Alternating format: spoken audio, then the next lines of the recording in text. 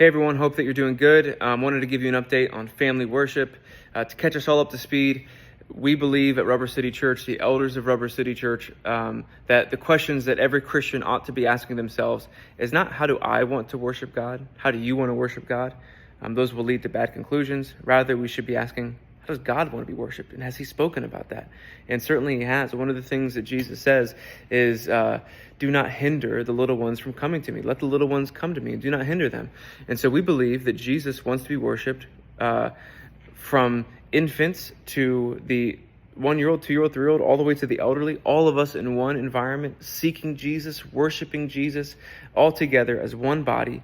All of us have an essential part to play. All of us can learn something from others. The toddler that's kind of having a tough day, even we are learning something from him. This is a supernatural thing we're embarking on together. So all of us need to be in the same place, worshiping Jesus. We're absolutely convinced that is what he wants.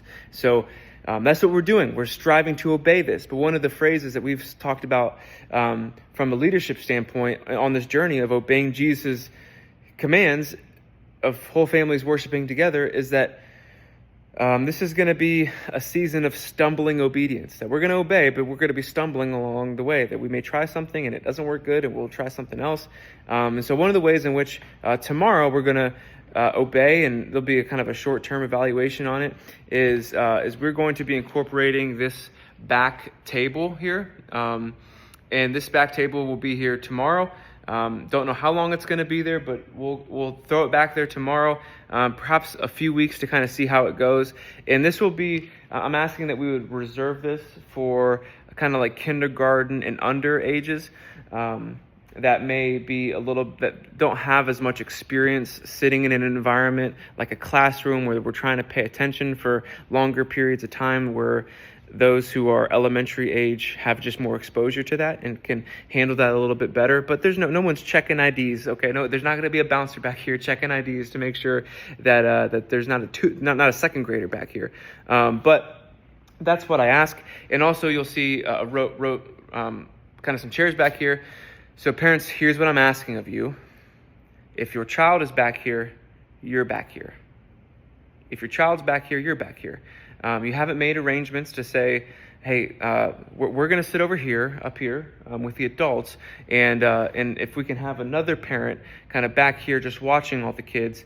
We're not doing that, because the goal is that as a parent, you are training your child up in the way that they should go. So you're alongside them, you're discipling them in all this. That's part of the point of all this, is we're holding fast to God's word and what he has to say about you as a parent, training your child up in the way in which they should go.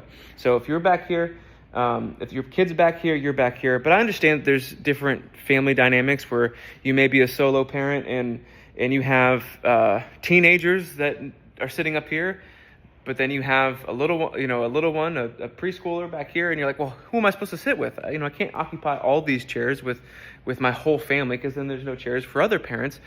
And listen, there's grace. I would challenge you to, elect to sit with the younger one. And again, not even your younger kid may not even want to go back there. As in my household, Michelle's still evaluating, I don't know how this is going to go. It still may be best for Maisie and Baylor to sit in a row with me. And so we're figuring this out as well. But for those of you who feel like this would be a great gift, we're going to try to accommodate to that. But to the best of your ability, if your child is back here, you're back there. I'm just very grateful for you. I know that for some of you, this is a hard season, that every week you're just kind of pulling your hair a little bit, saying, this is a hard thing. I don't know. I'm not even able to pay attention much. I may be getting a whole sentence out of the sermon because I'm just constantly, and listen, that's the point. You are training a child up in the way in which they should go. That's what Jesus is wanting for you, mom, you, dad, as you're discipling these children. That's the takeaway. You're walking alongside them, training them up in the way in which we should go. This is what it looks like to worship Jesus. This is what it looks like as we kind of sit down and we hear God's word preached. And so I know that it's not the easiest thing in the world, but listen, I'm telling you, if we had spiritual eyes to see the fruit that will come from this long obedience in the same direction of I'm sitting beside my kid and I'm showing them what it's like to worship Jesus, and I'm showing them what it's like to hear God's word and respond to God's word and talk about God's word, that we will be blessed because of it. And also want to say this as well. And then of course there's always that natural movement whenever we're singing. All the kids can come up here and dance and worship together. But same thing is true. If your kid is coming up here to dance and worship, you come up here with them and worship alongside of them. That's part of what we want to do, not just have them worship with their friends, but also worship with mom and dad. And so I would ask you to come up here as well and have a good time worshiping with them. So church, I love you. I'm so grateful for you. And I'll see you tomorrow.